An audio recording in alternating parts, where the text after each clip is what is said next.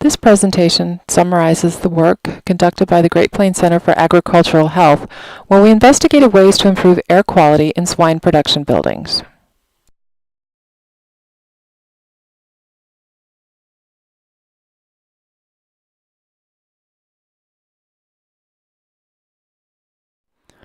First, let's discuss why we need to improve the air quality in agricultural buildings. There are many contaminants that exist inside of a swine production building, including ammonia, hydrogen sulfide gases, and dusts, both from food, animal, and dander, as well as manure, and endotoxins that exist on that dust. Workers in these swine buildings have been noted to have increased adverse health outcomes, including decreases in lung function, increased cough and phlegm, as well as inflammation, which is detected through techniques such as bronchial lavage. Clearly, there's a need to reduce these exposure to these workers. Occupational exposure limits, or OELs, are established by many different organizations. The ones shown here are those from consensus standards that are annually evaluated to make sure that they're most protective of human health. These are established for dusts, both large inhalable and small respirable dust, ammonia, carbon monoxide, and carbon dioxide. Because OELs are established based on single compounds, and swine workers are exposed to multiple compounds at the same time, a mixture of industry-specific recommendations have been established since the 80s based on preventing health effects to exposure to multiple compounds.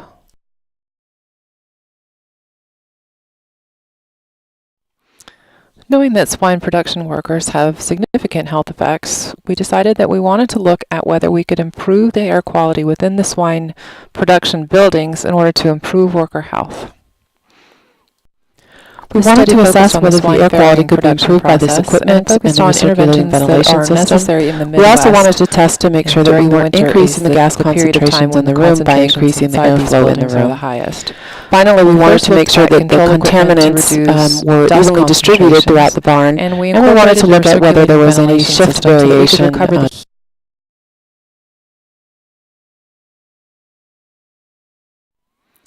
Let's take a look at how the building was reconfigured to address the ventilation needs for this study. Using some schematics, we'll show you the layout of the room where we conducted our intervention tests and show you specifically how we address some of the ventilation changes in this room.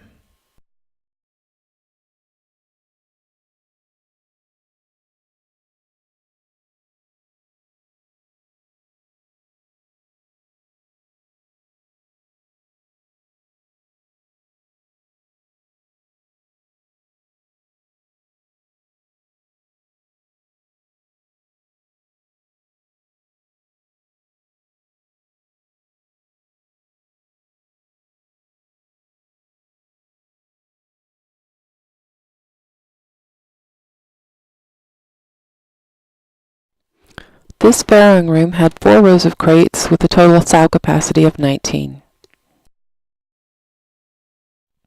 2 traditional gas-fired heaters were in operation throughout the study. The first year used the traditional Guardian, and we replaced those in year 2, which we'll talk about in the next section. The main movement of people and animals into and out of this room were from the 2 doors indicated here. These were mostly left open throughout the study period.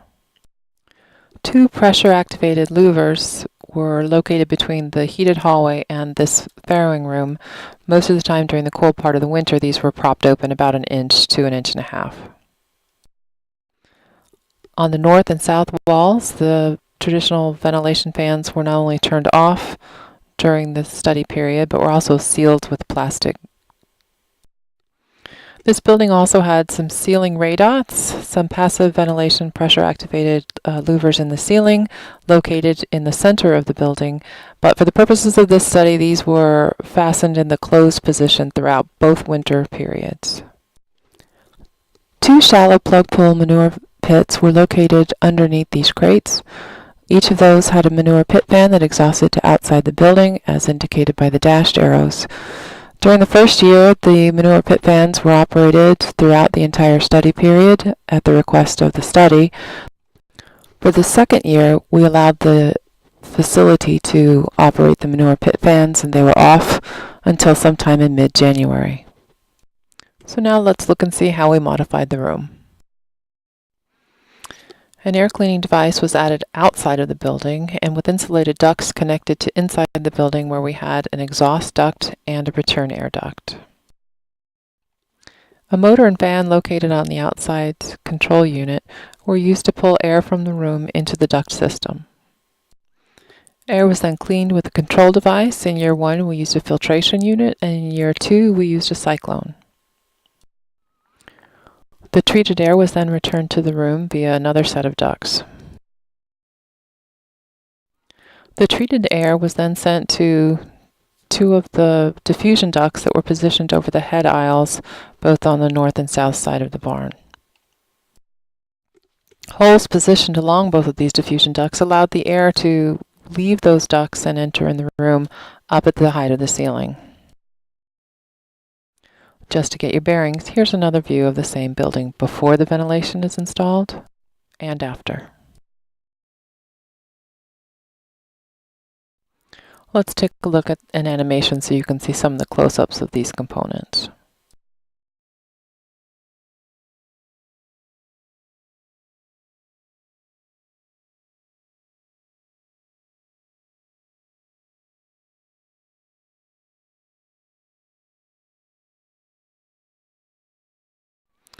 Here are some of the component specifications that we used in the system. We had 3 different types of ducts. 2 of the galvanized ducts were either 8 inches, and that's what exhausted out to the control device, and then 10-inch duct galvanized were the return air.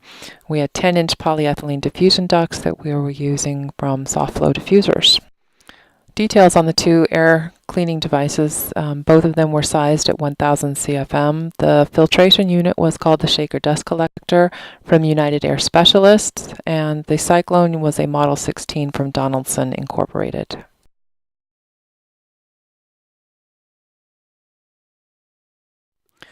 For the third part of this presentation, we are going to talk about the designs of the heaters that were used in the building. There were 2 types of heaters that were used in the study. The common one will be presented on the left. That's typically a Guardian or something that's similar to the LB White product. And then on the right is a more modern heating system, which has a ventilation system and exhaust air incorporated into it. The common heater has gas, either propane or LP gas, fed into the burner along with room air. That gets heated and combustion products and heat are spun out into the room with the fan. What we're calling the more modern heater is on the right. It is more similar to your home heating system than the other unit in that both gas and outside air are combusted in the burning section of the unit, and those combustion gases are separate from what is sent into the room. The unit on the right has a heat exchanger, and we'll talk about that when we show you the inside in a moment. This schematically illustrates how the sources for combustion as well as the hot air and byproducts pass through the common heater and are sent into the room.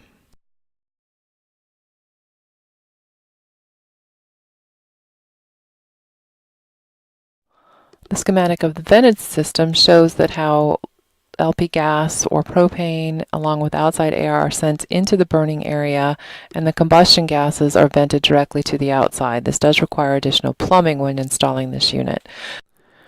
The heat generated from the burner heats up the fluid that's contained inside of the tubes, and room air is pulled across those tubes, which then pushes the hot air into the room.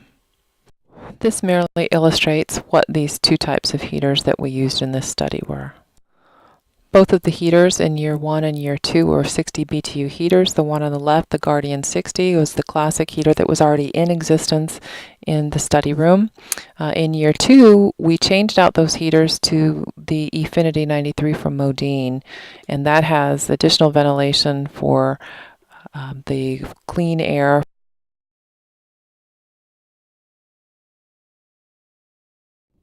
This section will show you our assessment of how well the air quality was improved with these 2 interventions, the ventilation system and heater replacement. Let's go back to our layout of the barn. We had 6 different sampling positions located within the building. In year 1, we examined all 6 of those. In year 2, we only looked at 3 of them because we didn't need as many data points following what we learned in year 1. All of the inlets to our samplers were positioned at 1.5 meters or approximately. This actually shows how the monitors were deployed in the study. This is a picture from year 1. The items indicated in red are the gas monitors. Those that are indicated in green are our dust monitors. So the gas monitors included a V-ray, which is a 5-gas monitor, and we use toxi-rays, which are single gas monitors. First year we just used the CO2 toxi-ray, and in the second year we used both CO2 and ammonia.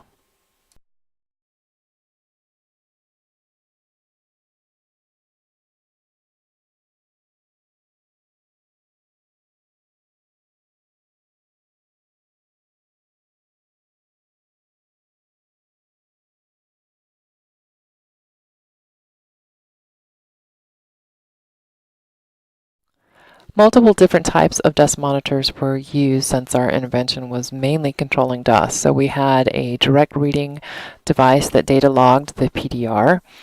We also used a cyclone in order to give us an idea of what the concentration gravimetrically analyzed of respirable dust was. And we also measured concentrations of large inhalable particles using the IOM. Over the study period, we then compared concentrations with the system being off versus on, and we also computed the percent reductions with the system on in order to look at the effectiveness of the system. We also compared concentrations that we measured throughout the room to those exposure limits that we talked about in part 1. Our first main results focus on dust. We did get significant reductions in inhalable large particles, as well as respirable smaller particle dusts. As you can see, the filtration unit got 32% to 40% reduction of these types of dusts. On the right, you see that we got similar reduction in the inhalable dust using the cyclone, but the respirable dust was removed with much less efficiency, which is consistent with the fact that a cyclone is much better at reducing larger particles than it is smaller particles. The second main test that we looked at involved carbon dioxide associated with the heater. In year 1, we found that the mean concentration, 2480 parts per million, was above the occupational exposure limit designed for swine production workers, which is the 1540 part per million. And that was exceeded on every day that we sampled. So based on what we found in the first test cycle, we used some modeling to make sure that the heaters were our main source of CO2 that we could control, and we installed some new heaters as shown in part 3. So with the new heaters, we resulted in room concentrations averaged over the winter period of 1401 parts per million, which is below the recommended 1540. We still did have on 6 of those 20 days concentrations exceeding that level as the temperatures became colder. The last of the chemical types that we need to discuss are these gases. Now, the control devices that we selected were only dust control, and they did not reduce the gas concentrations, nor were they designed to. For the building that we were doing this study at, both hydrogen sulfide and carbon monoxide were not an issue at any point in time, so we don't need to discuss those. However, ammonia was a significant contaminant, which is typical of swine production buildings. In year 1, we had much higher concentrations. We did have 3 days in which the 7 ppm were exceeded with the ventilation system off, and 8 days with the ventilation system on, also exceeding that 7 ppm. So in year 1, we did notice a slight increase in ammonia concentrations with the air pollution control device ventilation system in operation, but under 2 parts per million. In year 2, we used more robust monitors, the toxi-ray single gas, and we feel more confident in those measurements.